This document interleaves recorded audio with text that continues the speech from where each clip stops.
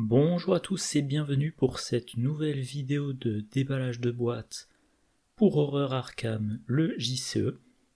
On continue les cartes gardiens du cycle, le festin de Hemlock Vale. De nouveau 3 cartes, Absolution, Guidé par la foi et Hold Up.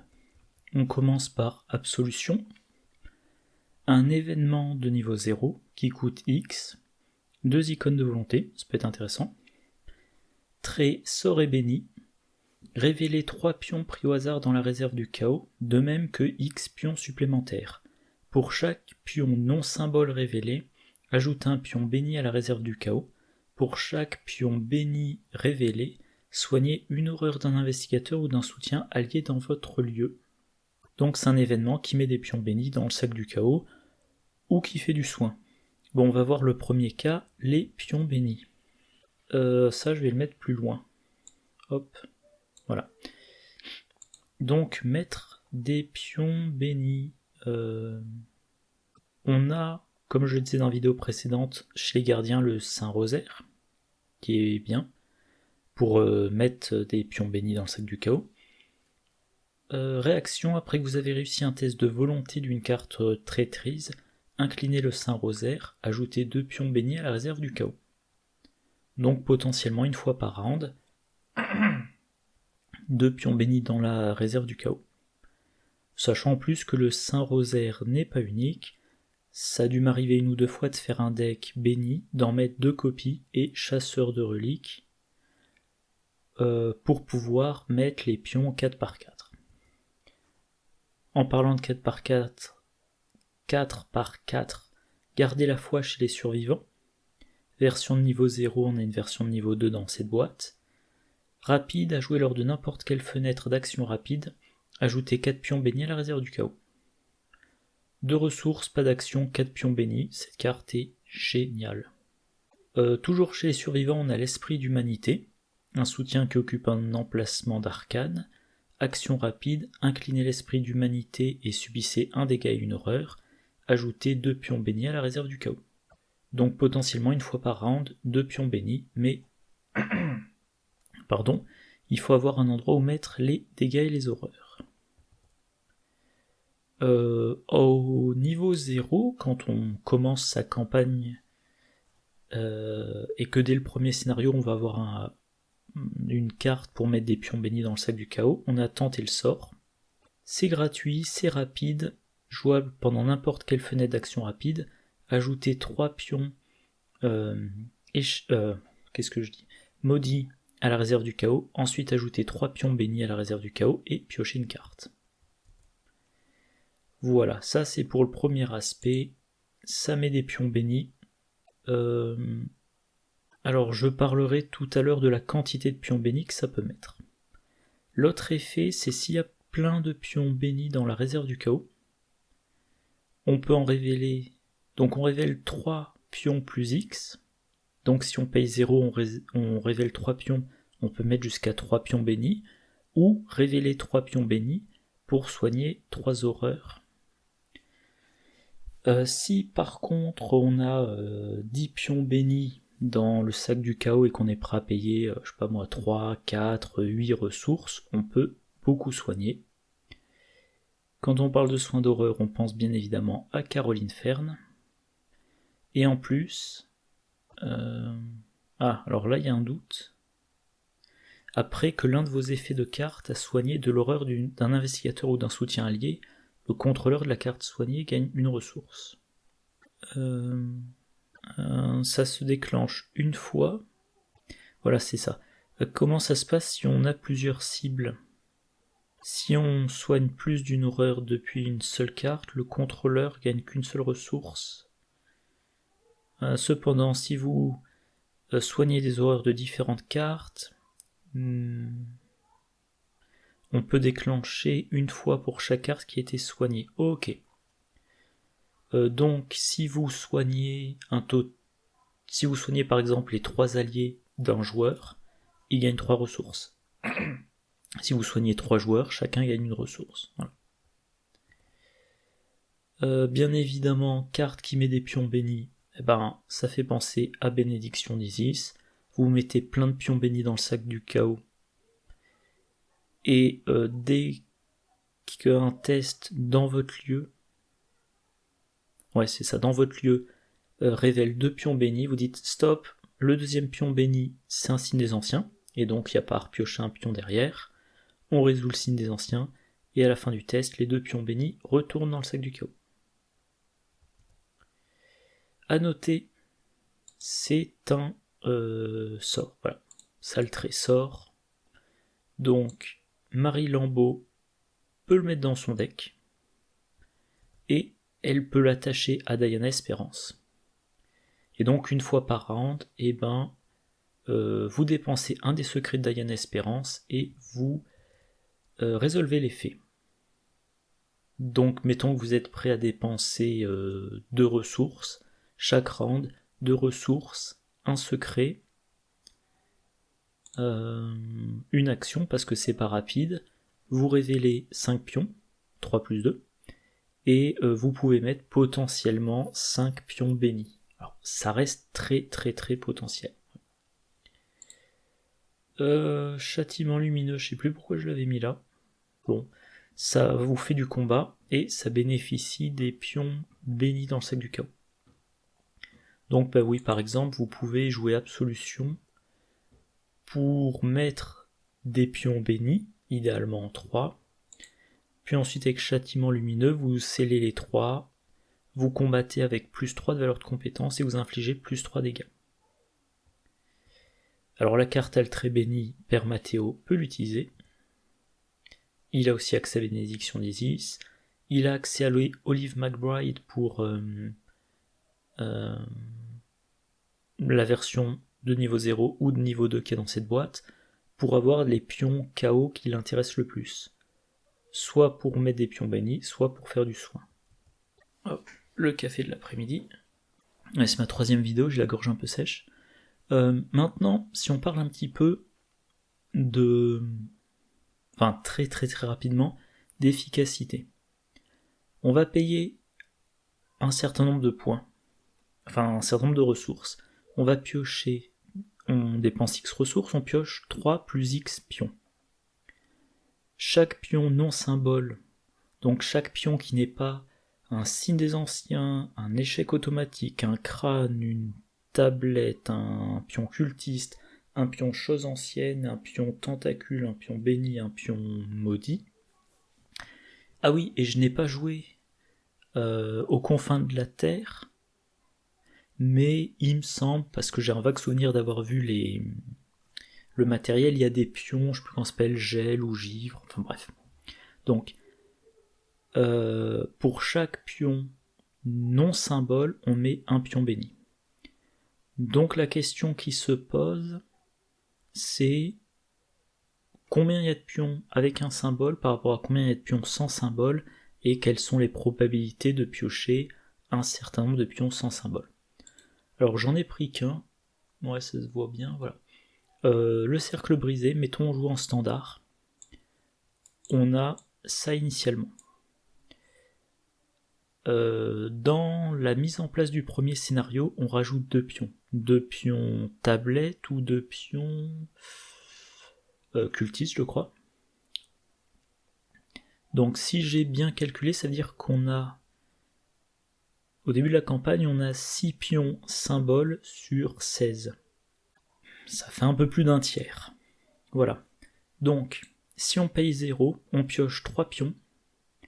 Statistiquement, il y en a 2 sans symbole et 1 avec symbole.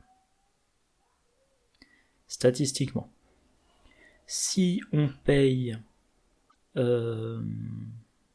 allez, mettons, si on paye 5, on en pioche 8, donc on pioche la moitié du sac du chaos. Donc statistiquement, on en pioche 3 avec symbole et 5 sans symbole.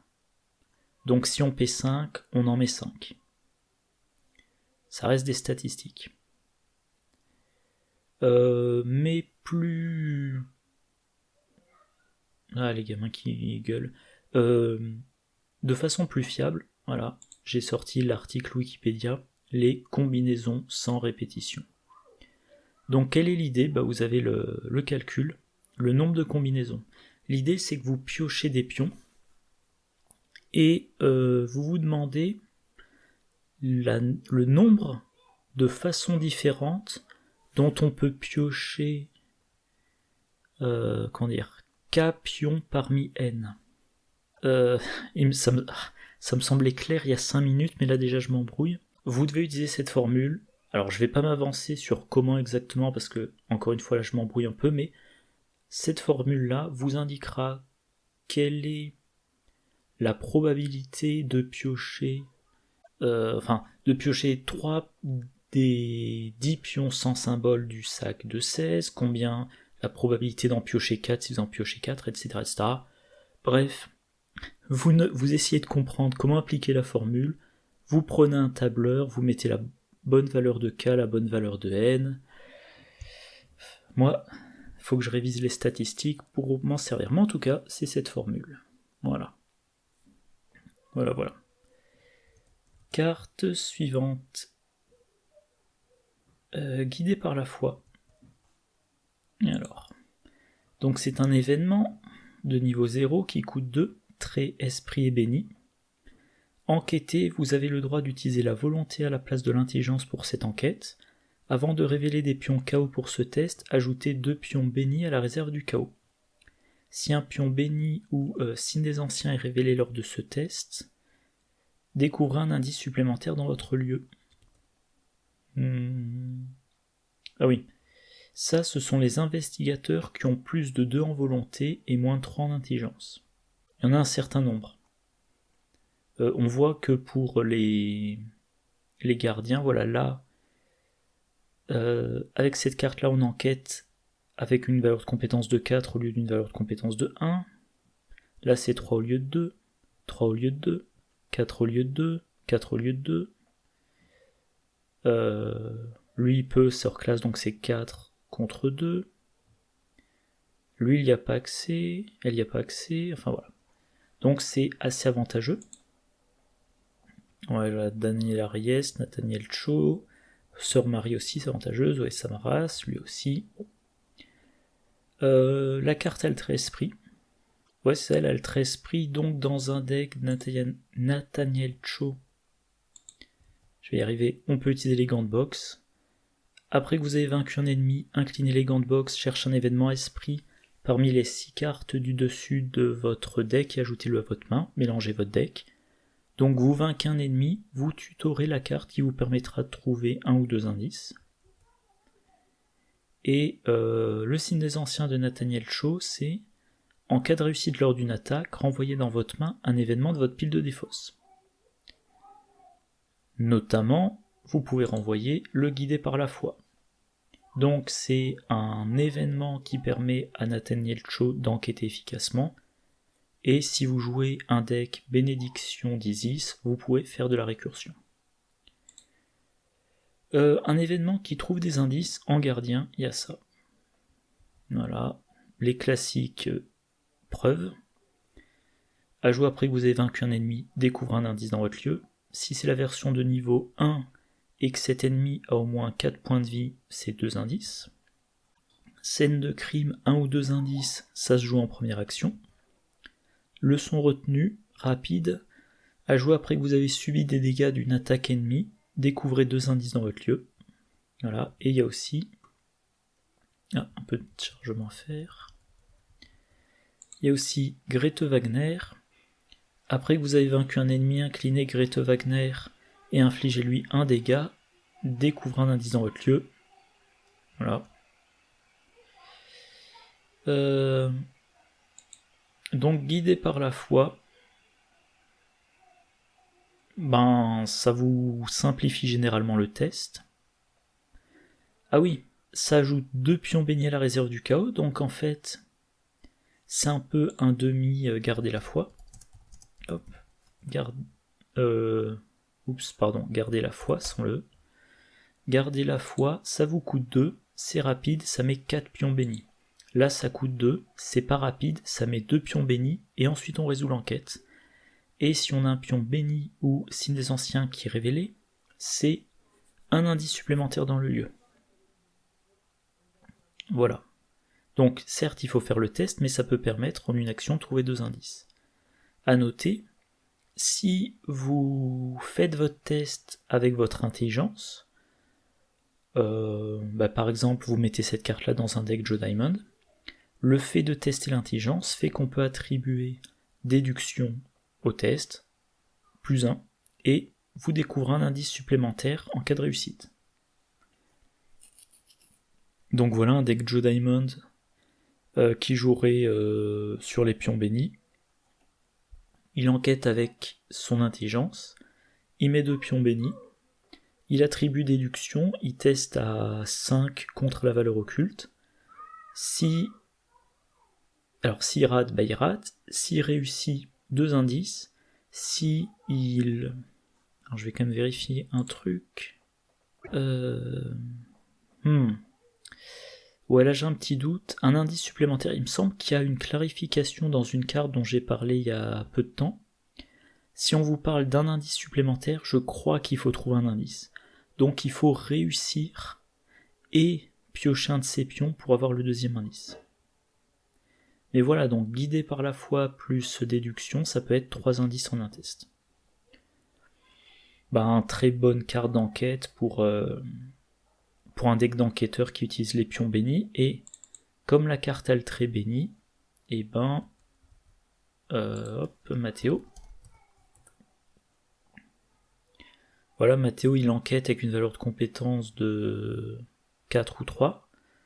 Il va avoir des bonus disponibles. Il a Olive McBride pour augmenter ses chances de piocher un pion béni. Voilà, intéressant pour lui aussi. Oula, je suis allé trop loin. Dernière carte de cette vidéo, Hold Up. Un événement qui coûte 1, trait tactique et ruse. Discussion. Choisissez un ennemi dans votre lieu et un soutien objet dans votre main. Effectue une action combattre contre l'ennemi choisi.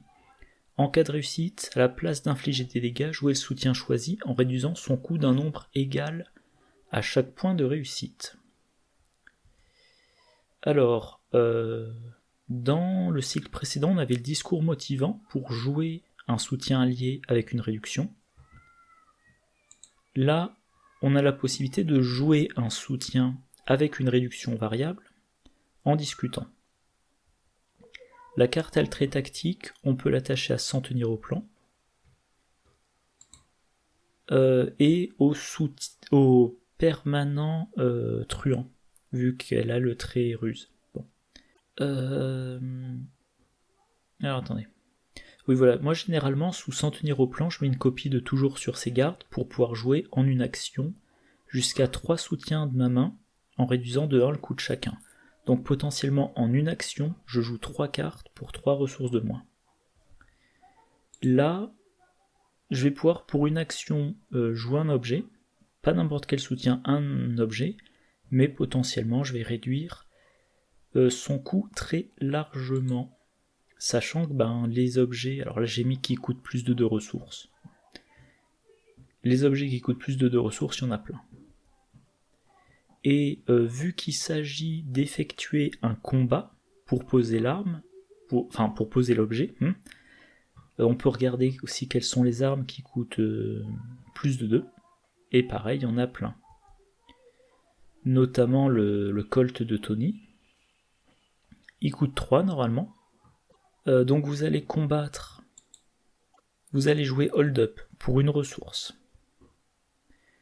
Vous combattez l'ennemi. Alors Tony aussi, s'il a mis une prime sur cet ennemi, il a une action bonus pour le combattre. Donc jouer Hold Up ne lui coûtera pas une de ces 3 actions. Il a 5 de force de base, donc on espère qu'il va réussir son combat de 2 ou 3. Il faut au moins le réussir de 1 pour se rembourser Hold Up.